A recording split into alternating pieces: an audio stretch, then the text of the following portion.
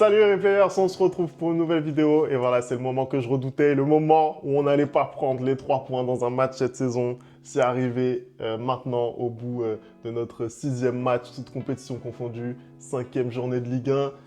Et c'est à Reims qu'on cale et honnêtement, on ne pouvait pas espérer mieux avec ce qu'on a proposé ce soir, Anderson, clairement. Clairement, là, pour le coup, même, comment dire, t'es content, t'es heureux parce que Reims aurait pu faire à la fin du match j'allais dire un hold-up, mais non, le Reims aurait pu repartir avec les 3 points. Ça aurait quand même été un hold-up, mais bon.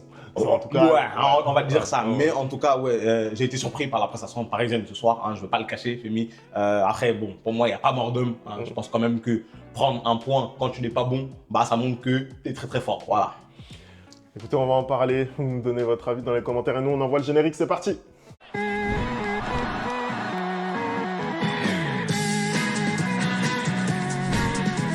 Allez, on commence tout de suite cette vidéo. On attendait que les Parisiens réagissent après ce match vraiment mitigé cette semaine dans Ligue des Champions face à Gérone.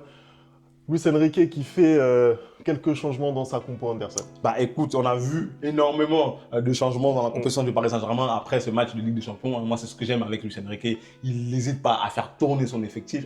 Carlo Ancelotti prend un peu des notes, voilà. Et on a vu énormément de changements, Femi. Qu'est-ce que tu as pensé, toi, d'ailleurs, de ce changement de formation et aussi de joueurs?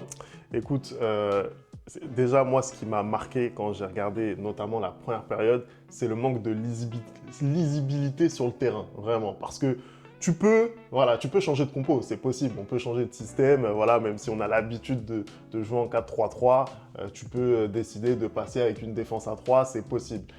En l'occurrence, là, c'était plutôt un 4-3-3 qu'on nous a dit qu'il allait être aligné. Au final, c'est pas réellement ce qu'on a vu. On a plutôt vu une défense à 3 avec Marquinhos, avec Pacho, avec Beraldo. Moi, je suis toujours pas fan de Warren Zaïre-Emery en piston, je suis désolé. Surtout quand tu vois la presta qu'il nous a livrée cette semaine qui était très forte. Là, tu le brides en fait en le mettant à ce poste. D'ailleurs, le message que t'envoies à un joueur comme Zagué, qui est un titi et qui est spécialiste du poste, bah, c'est quand même compliqué. Donc, pas forcément fan de ça. Après, honnêtement, offensivement, je suis plutôt en phase avec ce qui a été fait. Je voulais voir Désiré Doué titulaire, clairement. C'était... voilà, Tu l'as vu, hein? Je voulais... Non, après, je serais pas super sévère avec Désiré Doué. Il a fait quand même quelques différences, on aura l'occasion d'en parler, mais je voulais voir Désiré Doué titulaire pour la première fois depuis qu'il est arrivé. Je voulais voir, bien sûr, Randal Kolo Muani titulaire dans cette équipe. Lui aussi, c'est quelqu'un qui n'a pas connu de titularisation avant ce soir, donc je voulais le voir. Et qu'est-ce que j'ai vu? J'ai vu un but de Reims dès le début, tu vois ce que j'ai vu. C'est vrai que quand tu voulais voir tout ça et que dès le début du match, tu étais surpris par Reims qui saute à la gorge des Parisiens. C'est terrible. Ce match-là, et notamment cette première période, honnêtement, elle me scandalise sur un aspect vraiment fondamental, c'est l'impact physique. Ouais. C'est l'impact physique, c'est ce que normalement tes leaders doivent t'apporter. Et je suis désolé, je vais attaquer Marquinhos, je vais te rentrer dedans tout de suite. Si tu me permets, moi je suis désolé, le but c'est pour lui. Non, le but c'est pour lui. Non, le but est pour lui, mais au-delà du but, parce que tu peux faire une erreur, tu vois, tu peux te tromper une fois, tu vois, mais tu peux pas te tromper 4 fois. Tu peux pas te tromper 4 fois quand tu es le capitaine du PSG, quand tu es le seul trentenaire de cet effectif, tu ne peux pas faire ça. Et quand tu es censé être le joueur qui a de l'expérience, en fait. C'est ça. Et en fait, vraiment, je trouve que Marquinhos, vraiment, les signaux qu'il envoie en termes de leadership, ça m'inquiète vraiment. Je me dis, pour les prochaines échéances, parce que là, c'est Reims, etc., t'es pas avec ton équipe type, ok, voilà, on peut trouver toutes les excuses du monde, mais à un moment donné, c'est 11 hommes contre 11 autres hommes sur le terrain, et Marquinhos, je suis désolé, il est défaillant quand on a besoin de lui, quand on a besoin d'un leader, aussi bien vocal qu'un leader par ce qu'il montre. Et je suis désolé, le football, c'est pas que le confort. Le PSG, il va avoir à jouer aussi des matchs qui sont difficiles, comme ça a été le cas contre Reims ce soir. Reims, c'est une très bonne équipe qui, voilà, on a vu ce qu'elle a fait les saisons précédentes avec Will Steele. Cette année, c'est Elsner qui est sur le banc. On a vu le travail qu'il a fait avec Le Havre Cette saison encore, ils démarrent très très bien avec 4 matchs sans défaite. Là, ils sont sur cette série très très bonne. Voilà, c'est une équipe qui est très sérieuse, Reims. C'est une équipe ils sont compliqués à les jouer. qui sait jouer, qui sait, comment dire, moi ça m'a surpris, vraiment. Ils ont marqué très rapidement, hein, comme tu le dis. J'ai noté comme toi un manque d'engagement total de la part de la défense parisienne et même des joueurs de manière générale. J'ai eu l'impression aussi, avec cette formation-là, qu'ils étaient un peu perdus sur le terrain. Parce que pour le coup, moi j'étais perdu quand j'ai vu la formation. Bah, j'ai l'impression que les joueurs aussi n'ont pas très bien compris ce qu'ils devaient faire ce soir en première mi-temps du moins. Et cette équipe de Rennes, de Reims, pardon, ils ont saisi l'opportunité. C'est-à-dire qu'à chaque fois, j'ai eu l'impression qu'à chaque fois qu'ils sortaient, parce qu'ils ont quand même bien défendu, mais à chaque fois qu'ils sortaient, ils étaient très très très dangereux et ils arrivaient à mettre Paris, à pousser Paris dans leur retranchement. Et j'ai trouvé que, comment dire, certains cadres parisiens, notamment, tu l'as dit, Zahir Emery ou encore Marquinhos et même Barcola, ça a été aussi compliqué pour lui ce soir parce que j'ai trouvé qu'ils n'ont pas eu le rendement habituel. Alors en ce qui concerne Zahir Emery, tu l'as dit, c'était pas son poste, donc moi je peux pas vraiment l'en tenir rigueur. Hein. Ce rôle de piston droit, bah, c'est pas là où il est le mieux. Par contre, Barcola et Marquinhos, je suis désolé, Barcola, il est jeune. Hein. Depuis le début de la saison, on s'est peut-être enflammé et là, depuis 2-3 matchs, c'est un peu compliqué pour lui. Sur Barcola, honnêtement, voilà, il fait toujours ses efforts défensifs, on le voit, c'est très très utile ce qu'il fait. Après, forcément, voilà, depuis 2-3 matchs maintenant, on sent qu'il est moins bien, ça c'est clair. On voit que dans les prises de décision offensives, il a beaucoup plus de mal. Ce soir, je trouve qu'en deuxième période, quand même, il est monté en gamme. Pour moi, ça a été le plus remuant, je trouve, en deuxième période, en tout cas jusqu'à ce que Dembélé fasse basculer le match. Donc, je trouve qu'il se reprend plutôt bien, mais c'est sûr que par rapport à son début de saison exceptionnel auquel on a eu droit, bah là, forcément, il rentre un petit peu dans le rang. Moi, ce que je voudrais dire aussi sur cette équipe parisienne, ce qui m'a frappé aussi, c'est le manque de prise de risque. On avait un milieu de terrain avec João Neves, avec Vitinha et avec Kang-in Lee. Moi, je m'attendais justement à beaucoup plus de prise de risque dans la passe. Et c'est vrai que… Bah, en tout cas, ça a été le cas pour João Neves, en tout cas sur le but. Bah, sur le but pour João Neves, pour moi, c'est le match qu'il fait encore ce soir. Je suis désolé, c'est exceptionnel. Bah, c'est ce que j'ai dit quand je l'ai dit en Ligue des Champions, que pour moi, il ne devait pas être titulaire et que j'avais l'impression qu'il était beaucoup plus créateur que les autres. Il y a des gens dans les commentaires qui me sont tombés dessus en me disant que c'est la première fois qu'ils entendaient que João Neves était plus créateur que Vitinha. Voilà. C'est exceptionnel. Mais en tout cas, bon, après, sur les commentaires. Voilà. Non, je règle mes comptes.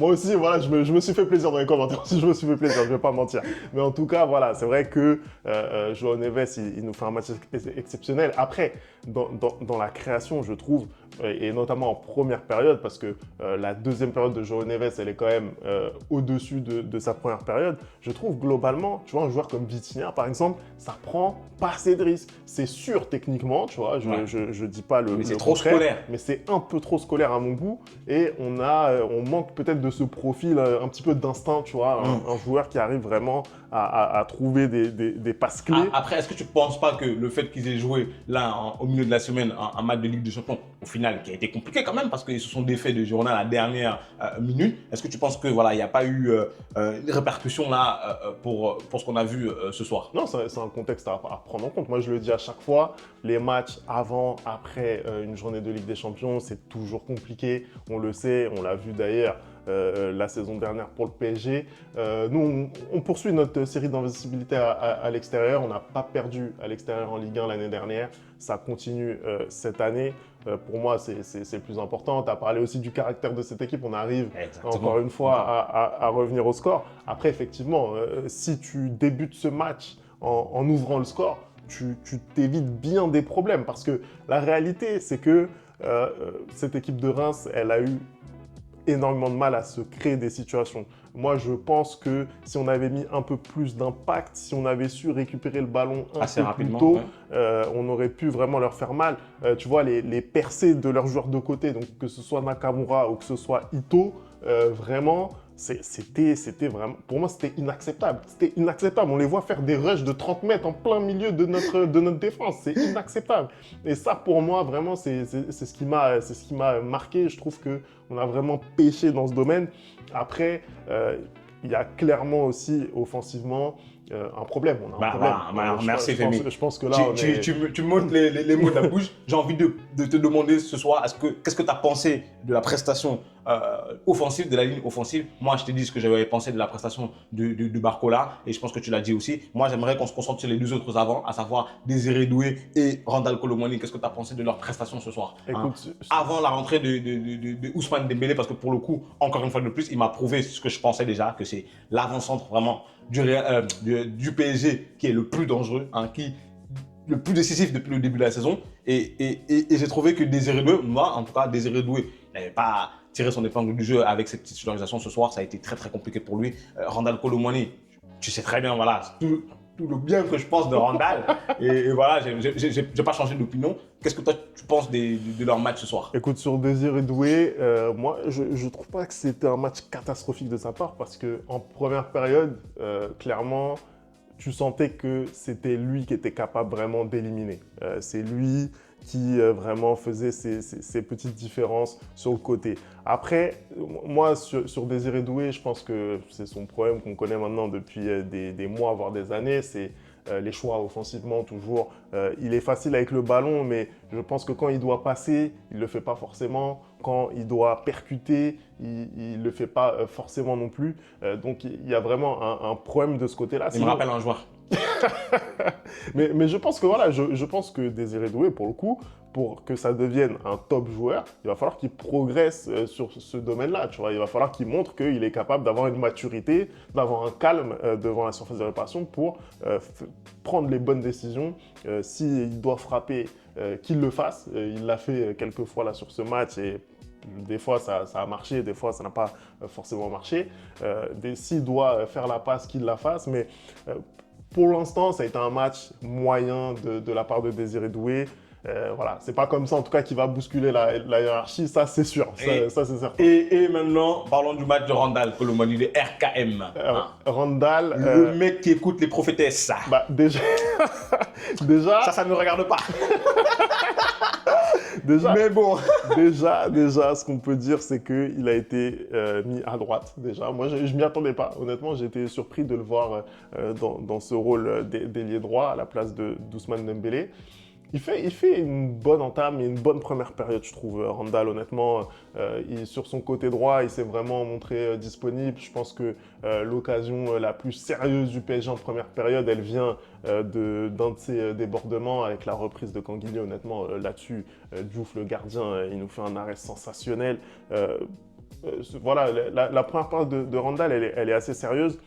Quand il repasse dans l'axe en deuxième période, c'est plus compliqué pour lui, clairement. En fait, on ne l'a même pas vu. Honnêtement, je ne peux même pas dire que là, il a raté des situations comme ça peut être le cas face à Gérone. Il n'en a pas eu du tout. Et ce qu'on lui demande, c'est aussi de venir participer. Je trouve qu'il l'avait bien fait contre Gérone. Et là, effectivement, quand il est passé numéro 9, ça a été vraiment compliqué pour lui. Donc, match en demi-teinte aussi pour lui, pas complètement décevant parce que Randal, on l'attend surtout sur le poste de numéro 9 à Paris. C'est ça le truc aussi, c'est ce que j'allais te dire justement, c'est que pour le coup, moi ce soir, je vais faire mon mea culpa dans le sens où j'ai trouvé que, comme toi, il avait été bien meilleur à droite. C'est-à-dire qu'il a essayé des dribbles, c'est passé la plupart du temps. Il a réussi ses dribbles, il s'est procuré, il a créé des occasions, des situations. Et dès qu'il est repassé en attaque, en position de numéro 9, et là où normalement doit être son vrai poste, bah, ça a été plus compliqué. Donc moi aujourd'hui, c'est ce que je te disais, c'est ce que j'estime en tout cas, que pour moi, pour Luis Enrique, ça ne peut pas être aussi le numéro 9 titulaire du Paris Saint-Germain à cause de tout ça. C'est-à-dire que contre Gérone, pour le coup, que ce soit toi, que ce soit même Daniel Riolo, il y a pas mal de personnes qui ont dit qu'ils avaient l'impression qu'il pouvait être titulaire dans cette équipe en numéro 9 parce qu'il avait cette faculté-là à se créer des occasions. Il l'a fait contre Gérone, mais là, ce soir, contre Reims, ça n'a pas été le cas. Tu vois ce que je veux dire? Ouais, Ça n'a pas été le cas. Il y a eu énormément de déchets aussi dans son jeu. Il y a pas mal de pertes de balles. Hein. Ouais, Je, c'est vrai. je le disais pour Kylian, mais pour Randall, c'est un peu la même chose. Hein, des joueurs où, techniquement, tu as l'impression que voilà, ça peut être compliqué. C'est-à-dire qu'au moment de faire un contrôle ou de faire la passe dans le bon ton, bah, ce n'est pas le bon geste. Mais il y a du mieux. Il y a du mieux. En tout cas, dans le côté, il y a du mieux. Maintenant, au centre, je ne sais pas aussi si c'est la physionomie du match qui fait que bah, quand il est repassé en numéro 9 avec la rentrée de Dembélé, bah, c'était beaucoup plus compliqué pour lui.